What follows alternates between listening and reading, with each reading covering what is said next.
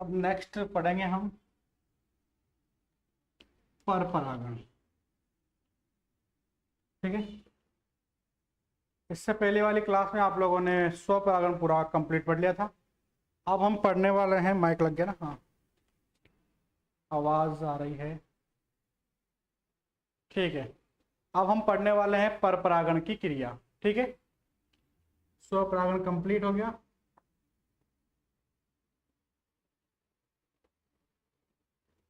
पर परागण पढ़ेंगे। ठीक है, पर परागण का मतलब क्या है? जब एक पादप, ये क्या बनाया हमने, पादप के पुष्प, ये क्या बनाया हमने, पुष्प। ठीक है, ये द्विलिंगी भी हो सकता है और ये एक लिंगी भी हो सकता है। ठीक है ना। जब एक पादप के पुष्प उसी प्रजाति के दूसरे पादप, पहले बना देता हूं मैं, ये लो, सेम है, समान प्रजाति के पादप,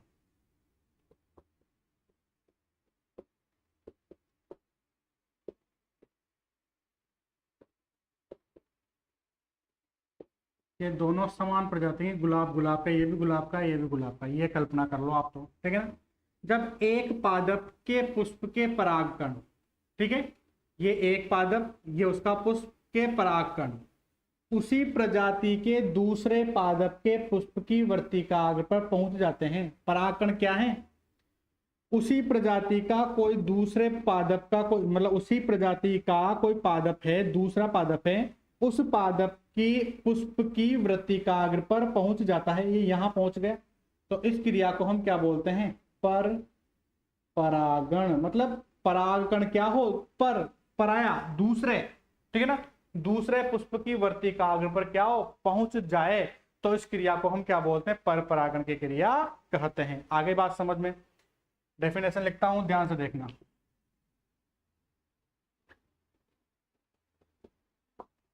जब एक पादप के पुष्प के परागकण,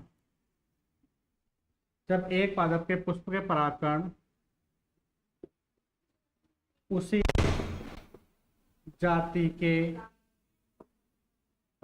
दूसरे पुष्प की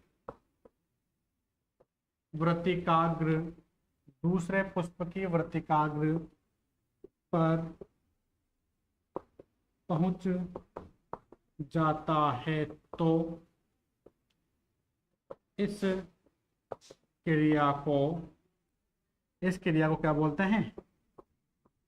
पर परागण कहते हैं। आगे बात समझ। जब एक पादप, ये रहा एक पादप के पुष्प के परागकण, इस पादप के पुष्प के परागकण ये रहे, ठीक है ना, उसी जाति के, ये उसी जाति का दूसरा पादप का पुष्प दूसरे पुष्प की वर्तिकाग्र पर, ये दूसरे पुष्प की वर्तिकाग्र पर पहुंच जाता है, तो इस क्रिया को हम क्या बोलते हैं? पर परागण की क्रिया कहते हैं। आगे बात समझे, सिंपल सी लैंग्वेज है। जब एक पादप के पुष्प के परागकण उसी जाति के दूसरे पुष्प की वर्तिकाग्र पर पहुंच जाते हैं, तो इस क्रिया को हम क्या बोलते हैं? पर परागण कहते हैं। अब हम पढ़ेंगे पर परागण की अनुकूलनताएं। जैसे स्वपरागण में अनुकूलनताएं पढ़ी,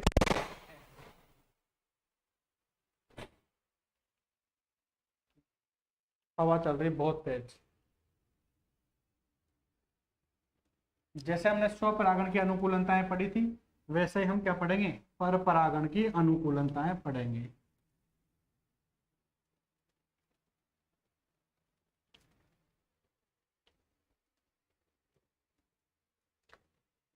हेडिंग है पर परागण की अनुकूलनताएं,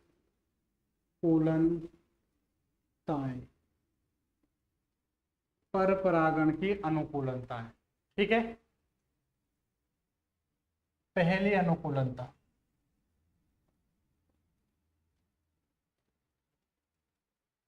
एक लिंगी होना चाहिए। अब एक लिंगी पादपों के मैंने एग्जाम्पल बताए थे, याद रहे हो तो आप लोगों को, पपीता और खजूर, जो आपके बोर्ड के एग्जाम में क्वेश्चन भी आ चुका है। ठीक है, अब एक लिंगी का मतलब तो आप लोग समझ ही गए होंगे, ये रहा पादप, ये रहा पुष्प, और ये रहा इसमें स्त्री केसर, और ये रहा इसमें पुंकेसर। ठीक है, एक लिंगी का मतलब क्या है कि इस पुष्प में या तो पुंकेसर हो, इस पुष्प में क्या हो, या तो पुंकेसर हो, या इस पुष्प में क्या हो, या स्त्री केसर हो। या तो केवल पुंकेसर पाया जाए या केवल स्त्री केसर पाया जाए। तो क्या इसमें स्वपरागण हो सकता है कि देख के बताओ मुझे, स्वपरागण कब होगा, जब दोनों हो। अब दोनों में से एक तो यहाँ है नहीं, यहां भी दोनों में से एक तो है नहीं। जब दोनों में से एक नहीं है तो क्या इसमें स्वपरागण होगा, क्या नहीं होगा। तो पहली विशेषता क्या हो गई, इनके अंदर क्या होना चाहिए, इनके अंदर होना चाहिए एक लिंगता का लक्षण।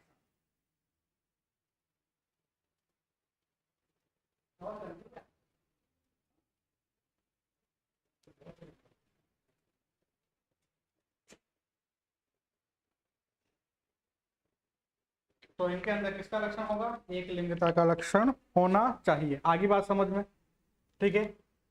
दूसरा पॉइंट, भिन्न काल परिपक्वता।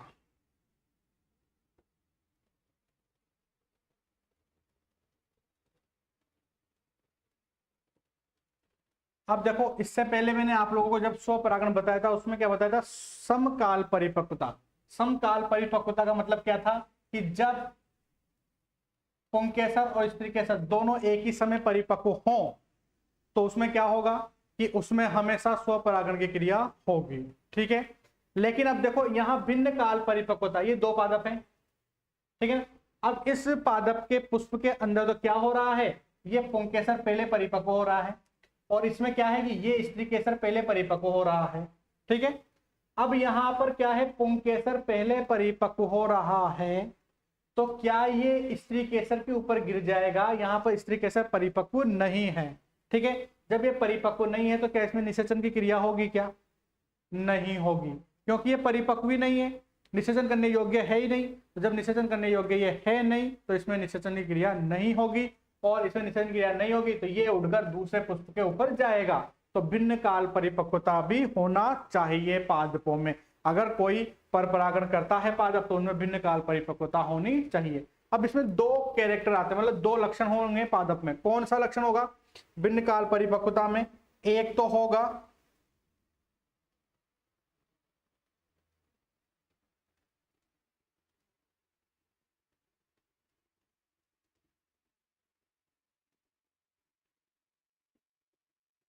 पराग कोष पहले परिपक्व हो जाए। ठीक है, दूसरा लक्षण क्या हो सकता है, दोनों उभयलिंगी हैं, ठीक है, लेकिन परिपक्व इसमें पहले कौन हो रहा है, पराग कोष पहले परिपक्व हो रहा है। ठीक है, दूसरे में क्या है,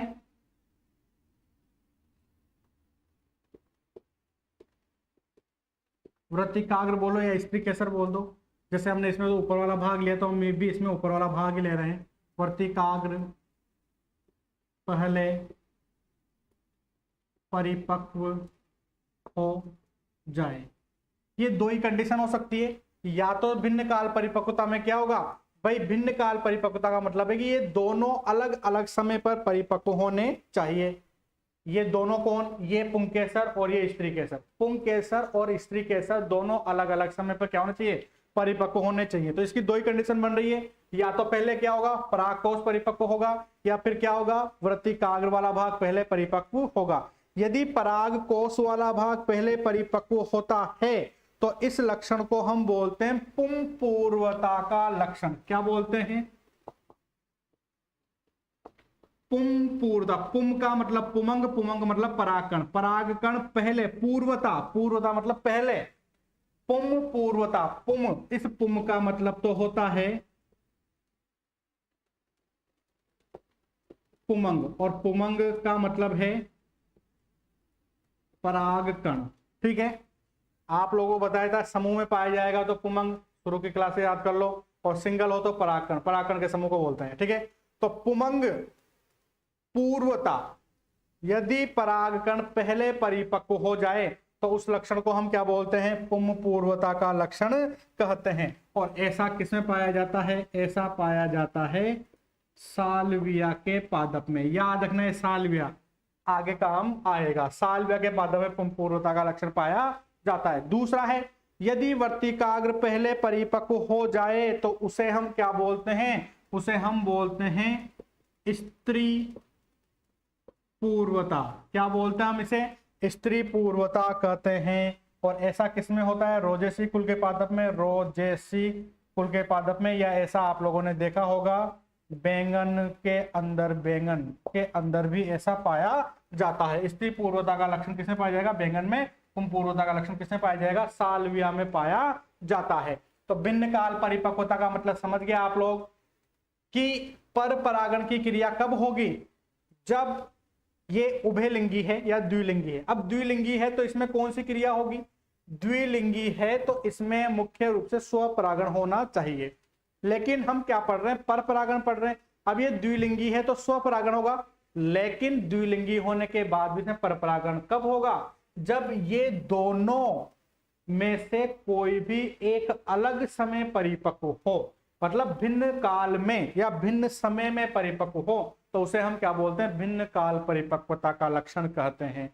आगे बात समझ में, यदि परागकोश पहले परिपक्व हो जाए तो परागकोश का मतलब परागकण हो रहा है पहले परिपक्व, तो उसे हम बोलते हैं पुम पूर्वता। कौन से पादप में पाया जाएगा, साल्विया के पादप में। यदि स्त्री पूर्वता किसे कहेंगे, यदि वर्तिकाग्र वाला भाग पहले परिपक्व हो जाए तो उसे स्त्री पूर्वता कहते हैं। किसे पाया जाएगा, बैंगन या रोजेसी कुल के पादप में ऐसा होता है।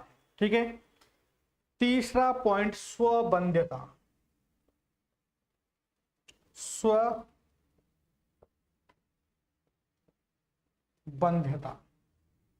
इसका भी एग्जाम्पल आप लोगों को याद रखना है। इसका तो एग्जाम्पल बहुत सारे हैं, राखी बेल है, आलू है, चाय है, सेब है, केला है, अंगूर है, ये सब क्या है, स्वबंध्यता के लक्षण हैं। अब हमें तो ये पता होना चाहिए स्वबंध्यता क्या होती है। स्वबंध्यता का मतलब है कि बंध्यता का मतलब ही समझ लो आप लोग, तो बंध्यता का मतलब होता है, अगर जंतुओं की बात करें, हम बोले कि भाई जंतु बंध्य प्रकार का जंतु है, तो वो बंध्यता का मतलब है कि वो निषेचन करने योग्य नहीं है। ठीक है, आगे बात समझ में।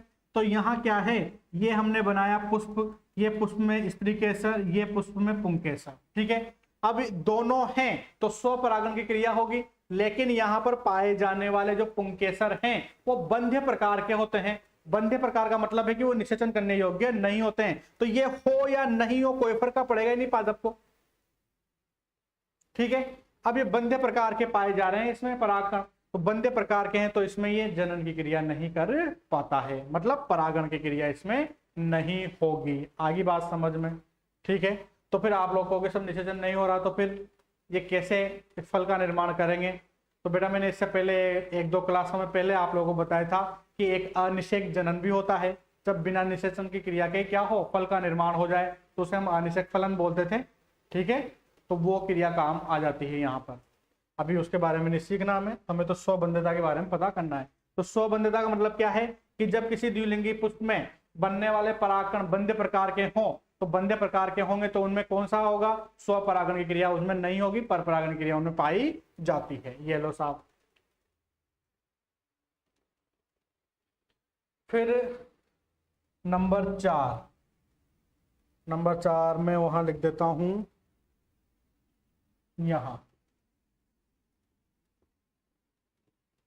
हार्पोगेमी, या इसको बोलते हैं हम अवरोध। कौन से पादप में होगा, आंख के पादप में होगा।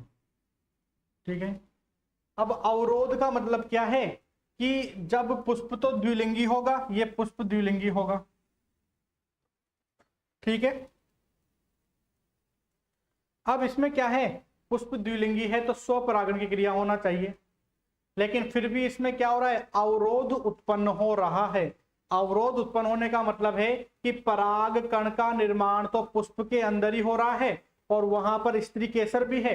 पराग कण का निर्माण कहां हो रहा है, पुष्प के अंदर, स्त्री केसर भी है, फिर भी पराग कण वर्तिकाग्र पर नहीं पहुंच पा रहे, मतलब कोई ना कोई वहां पर उसको रोक रहा है। तो रोकने को हम क्या बोलते हैं, अवरोध उत्पन्न हो करना बोलते हैं, और इस क्रिया को बोलते हैं हरकोगेमी। आप लोग आंकड़े का आज जाके पुष्प भी देखना, घर जाके देखोगे तो आप लोगों को आंकड़े के बहुत सारे पुष्प मिल जाएंगे आपके आसपास। तो उसमें देखना कि जो आंकड़ा होता है उस आंकड़े के अंदर ऐसा पंचकोण जैसी संरचना पाई जाती है।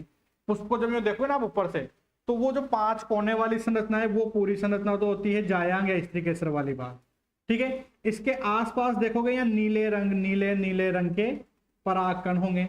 ये परागकण नीले नीले नीले कलर के होते हैं। इन नीलों में ये काले काले रंग के दाने होते हैं, देखना आज आसानी से दिख जाएंगे आप लोगों को, ठीक है। तो ये क्या है कि जो स्त्री केसर ये वाला भाग है, तो ये परागकण इस पे नहीं आ पाते क्योंकि ये इसमें धसे होते हैं अंदर ही। ये क्या है, ये परागकण इसमें धसे हुए होते हैं अंदर, तो वो बाहर नहीं निकल पाते। किसी कीट पे जाएंगे, कोई कीट आएगा, मकरंद चूसेगा, तब जाके वो परागकण एक स्थान से दूसरे स्थान पर जाएंगे, तो उसको बोलते हैं कीट पर परागण की क्रिया होना। कीट ले जाएगा उसको एक स्थान से दूसरे स्थान पर, तो उसको हम बोलेंगे कीट पर परागण की क्रिया होना, ठीक है। तो यहां पर क्या हो रहा है, यहां पर इन परागकणों को ये पुष्प ही बाहर नहीं आने दे रहा। पुष्प की संरचना ऐसी है कि पुष्प क्या कर रहा है, इसमें अवरोध उत्पन्न कर रहा है, ठीक है। तो इसको क्या बोलते हैं हम, हरकोगेमी की क्रिया कहते हैं, मतलब अवरोध उत्पन्न होना। जब परागकण क्या हो, पुष्प के अंदर ही बनते हैं लेकिन वो किसी कारणवश बाहर नहीं निकल पाते हैं, तो उनमें क्या होता है, अवरोध उत्पन्न होता है, और अवरोध उत्पन्न होने के कारण में पर परागण की क्रिया पाई जाती है।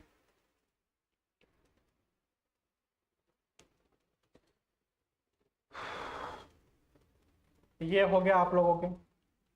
अब अगला पॉइंट इसमें देखो,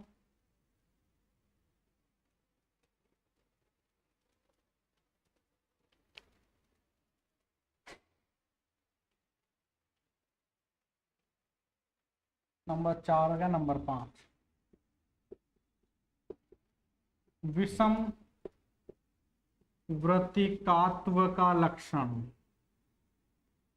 क्या है इसमें, विषम वृत्तिकात्व का लक्षण पाया जाता है, ठीक है। अब देखो विषम वृत्तिकात्व का मतलब क्या है कि ये पुष्प है, सॉरी ये पादप है, पादप में ये पुष्प है, या तो इसकी वृत्तिका बहुत ज्यादा लंबी हो जाए या इसकी वृत्तिका बहुत ज्यादा छोटी हो जाए, और वृत्तिकाग्र पराग सॉरी इस पुंकेसर वाला भाग तो अपने ही स्थान पर रहे, या ये पुंकेसर वाला भाग यहां रहे, ठीक है।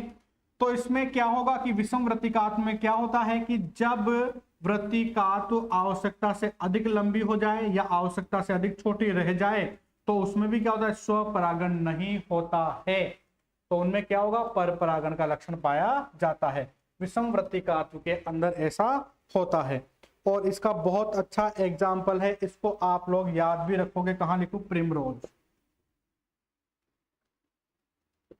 इसको बोलते हैं हम प्रिमुला,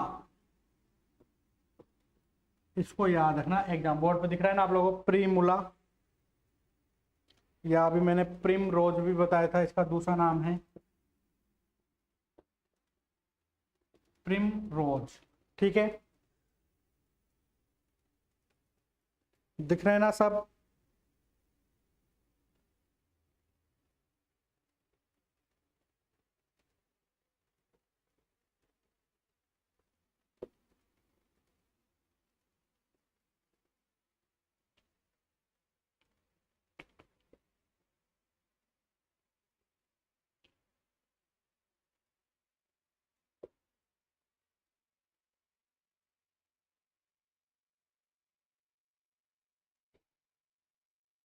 अब देखो इसमें एक और है, जब किसी पुष्प में, इस प्रिमुला के पुष्प में अगर वृत्तिकात्व तो अत्यधिक लंबी और परागकोश अत्यधिक छोटा हो जाए, तो उस पुष्प को बोलते हैं हम पिनऑइड फ्लावर, ठीक है। और स्त्री केसर वाला भाग अत्यधिक छोटा और पुंकेसर वाला भाग बड़ा हो तो उसे बोलते हैं हम थर्नओइड फ्लावर। ठीक है, ये पाया जाता है प्रिमूला में। तो आप लोगों के ये किसके लक्षण कंप्लीट हो गए, ये पर परागण के अनुकूलताएं कंप्लीट हो गई है। अब हम क्या पढ़ेंगे, पर परागण की क्या पढ़ेंगे, पर परागण के लाभ पढ़ेंगे और फिर पर परागण की हानियां पढ़ेंगे, जिससे आप लोगों का पर परागण कंप्लीट हो जाएगा।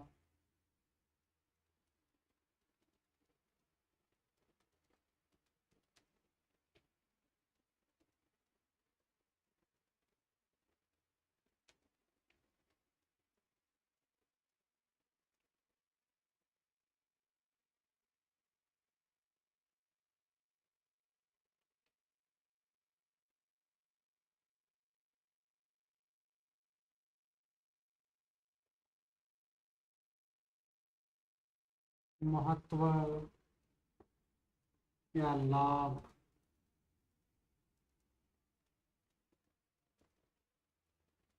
अब जो स्वपरागण के लाभ थे ना, महत्व थे, उन स्वपरागण के महत्व को थोड़ा उल्टा करते जाना, अपने आप बन जाएंगे। ठीक है, वहां तो क्या थी, विभिन्नता उत्पन्न नहीं होती थी, और यहाँ क्या होगी, विभिन्नता उत्पन्न होगी, विभिन्नता पाई जाती है। विभिन्नता का मतलब समझिए ना आप लोग, विभिन्नता का मतलब ये है कि ये तो पुष्प की वृत्ति का, ये दूसरा पुष्प, ठीक है, यहां से यहां जाएगा परागकण, तो इस परागकण के जीन इस वृत्तिकाग्र पर जाएंगे और नए प्रकार का फल उत्पन्न करेंगे। ठीक है, तो जो भी फल उत्पन्न होगा उस फल के अंदर इसके भी जीन आएंगे, इसके भी जीन आएंगे, तो उसमें क्या होगा, फल में विभिन्नता उत्पन्न हो जाती है। तो पर परागण में विभिन्नता पाई जाती है। पहला पॉइंट समझ में आ गया। फिर दूसरा पॉइंट आप लोगों को बताया था मैंने, विभिन्नता तो पाई जाएगी, सही, विभिन्नता के बाद क्या था, समयुग्मजता, वहां बताए थे हमने, जो भी संतति उत्पन्न होगी वो समयुग्म की प्रकार की होगी, लेकिन यहाँ पर जो संतति उत्पन्न होती है वो कैसी होती है, विषम युग्मजी होती है। विषम युग्मजी का मतलब समझ गए ना आप लोग, अगर जीन समान नहीं है तो वो विषम युग्मजी प्रकार की होती है। वहां बताया था मैंने कि जब एक ही पुष्प के परागकण उसी पुष्प की वर्तिका पर गिरते हैं तो जीन समान होते हैं, उत्पन्न होने वाली संतति समयुग्मजी प्रकार की होती है। तो यहाँ पर दूसरे पादप के जीन आएंगे तो यहाँ पर उत्पन्न होने वाली संतति कैसी होगी, विषम युग्मजी प्रकार की होती है। वहां बताया था कि प्रतिरोधक क्षमता क्या होती है, कम होती है, यहाँ क्या होगा, प्रतिरोधक क्षमता अधिक होती है, प्रतिरोधक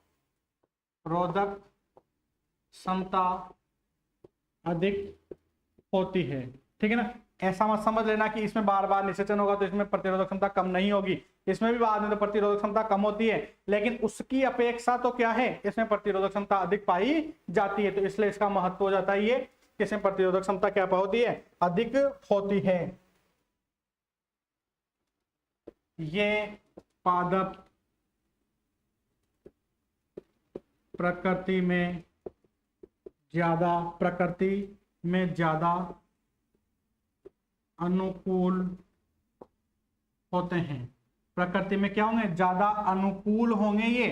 ठीक है, अब अनुकूल कैसे होंगे, अगर किसी भी जीव में भिन्नता आती जाएगी तो वो जीव अगली परिस्थितियों में जीने लायक रहेगा। जैसे हम जो पहले के मनुष्य हैं, तो पहले के मनुष्य में क्या हुई, धीरे धीरे भिन्नता आती गई, तो वो जिसमें भिन्नता आती गई वो मनुष्य क्या हुआ, अधिक लंबे समय तक उसकी पीढ़ियां उसी प्रकृति में चलती रही। अगर हम में भिन्नता नहीं आती तो हम भी क्या होते, जैसे हम पहले की प्रकृति में जीवित रह रहे थे उसी प्रकृति में धीरे धीरे नष्ट हो जाते, लेकिन प्रकृति बदली तो हमें भी बदलना पड़ता है। तो इसमें क्या है, नए नए प्रकार के जीन प्रवेश करते रहते हैं पर परागण में, इसलिए क्या होता है, इनमें विभिन्नता आती है और ये प्रकृति में अधिक अनुकूलित होते हैं स्वपरागण की अपेक्षा। तो ये इसके 4 लाभ हो गए हैं। अब इसकी हानियां भी देख लेते हैं, पर परागण की हानियां, पर परागण के महत्व हो गए, पर परागण की हानियां।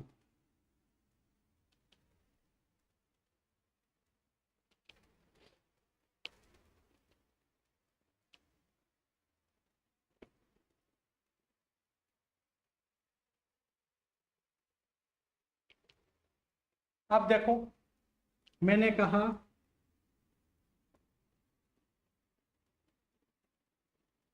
कि इसके परागकण इसमें प्रवेश कर जाए तो जरूरी नहीं है कि हमेशा ये पादप अच्छा ही हो, ये रोग ग्रसित पादप भी तो हो सकता है,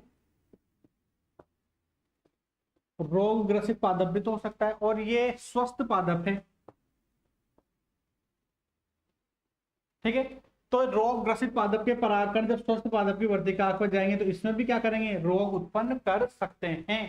ठीक है, तो पहली हानि क्या हो गई आप लोगों के सामने, इसमें क्या है,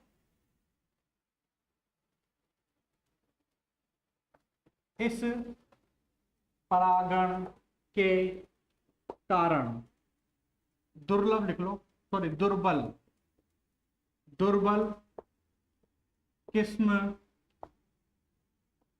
उत्पन्न हो सकती है। ठीक है, दूसरा क्या है, स्वपरागण की अपेक्षा पर परागण के लिए पराग कणों की अधिक आवश्यकता होती है। आप लोगों को बताया था मैंने, स्वपरागण में तो क्या है, कम परागकण की आवश्यकता होती है। इसकी हानि एक क्या है कि इसमें अधिक परागकण की क्या होती है, आवश्यकता होती है। यदि परागकण कम संख्या में है तो हो सकता है कि उड़ते हुए कहां नहीं पहुंच पाए, दूसरे उस पर नहीं पहुंच पाए, इसलिए परागकण ज्यादा होना चाहिए। और तो फिर ऐसा ही है, तो इसमें तीसरा पॉइंट तो ठीक है, चलो ये दो हानियां काफी हैं। ये आप लोगों के सामने स्वपरागण और परपरागण हो गया कंप्लीट। ठीक है ना, अब इसमें एक दो क्वेश्चन है वो अभी देख लेते हैं अपन, 2 मिनट लगेंगे उसमें।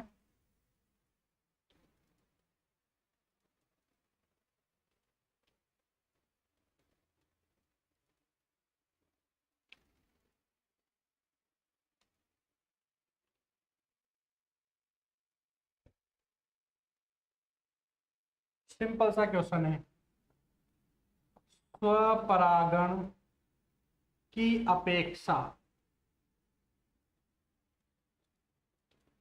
स्वपरागण की अपेक्षा पर परागण में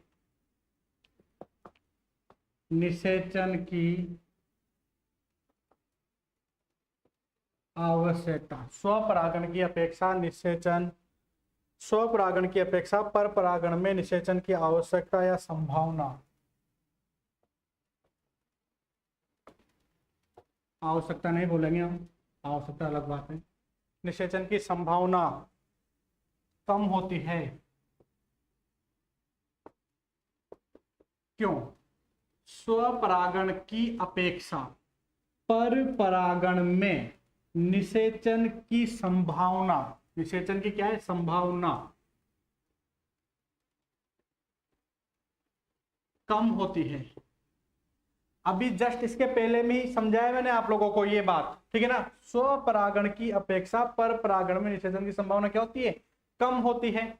अभी समझाया था मैंने, अब आप लोगों को बताना है क्यों, ये भी मैंने अभी आप लोगों को समझा चुका हूं।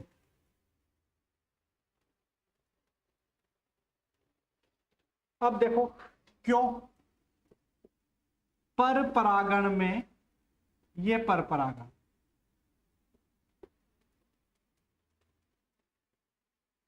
पर परागण में परागकण दूसरे पुष्प की वृत्तिकाग्र पर जाते हैं।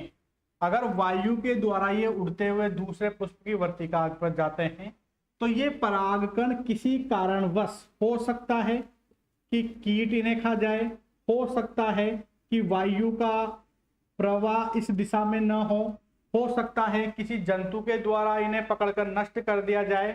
ठीक है, तो ये क्या होंगे, पर परागण में जो भी परागकण उड़ते हुए एक स्थान से दूसरे स्थान पर जाता है तो उनमें क्या हो सकता है कि कीटों के द्वारा नष्ट होने की संभावना भी रहती है।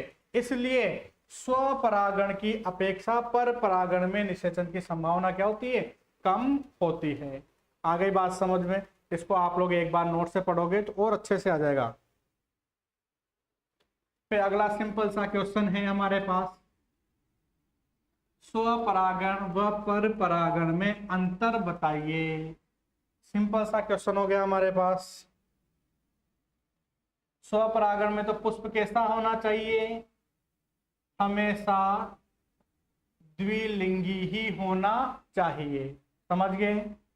पर परागण में कैसा होना चाहिए, एक लिंगी होना चाहिए, लेकिन कभी कभी ये क्या हो सकते हैं, द्विलिंगी भी हो सकते हैं। मैंने अभी बताया था विषम वर्तिकात्व हो सकता है और भिन्न काल परिपक्वता हो सकती है, द्विलिंगी।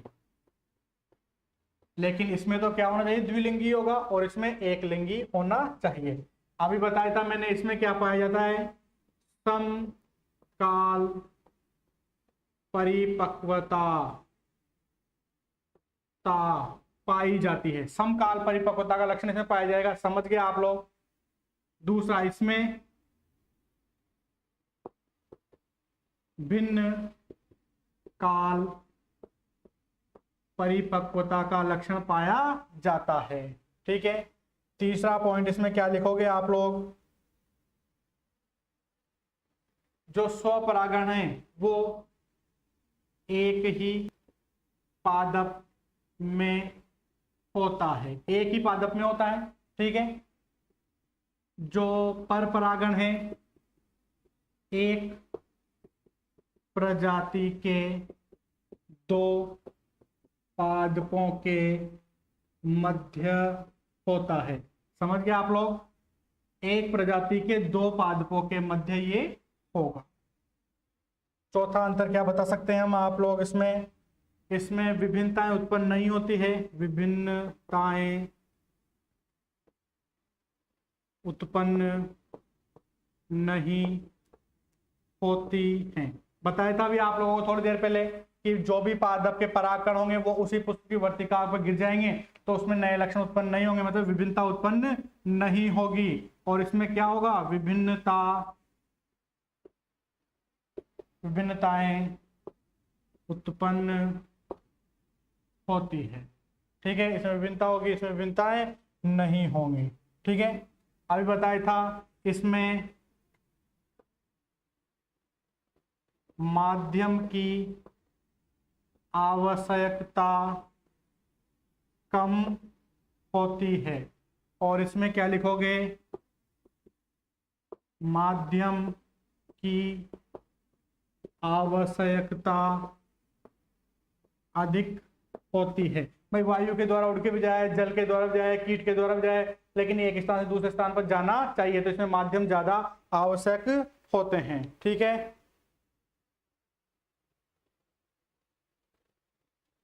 ये आप लोगों के ये कंप्लीट हो गया है, ठीक है।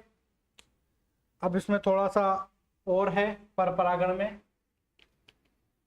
हेडिंग देख लेते हैं क्या पढ़ना है हमें।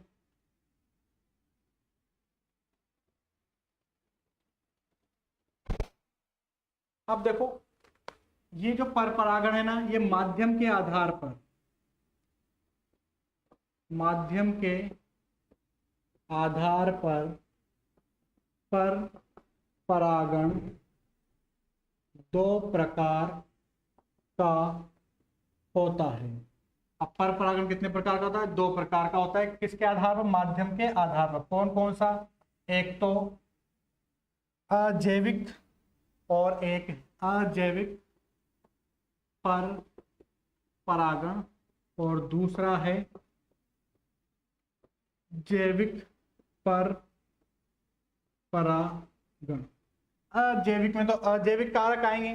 कौन सा कारक है अजैविक, एक तो वायु द्वारा होगा और एक जल के द्वारा होगा, ठीक है। जैविक में कौन आ जाएंगे, कीट के द्वारा होगा, पक्षी के द्वारा होगा, बंदर के द्वारा होगा, जंतु के द्वारा होगा, मनुष्य के द्वारा होगा,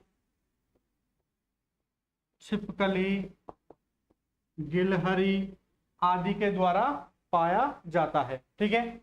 तो ये पर परागण के आधार पर ये दो प्रकार का होता है, माध्यम के आधार पर।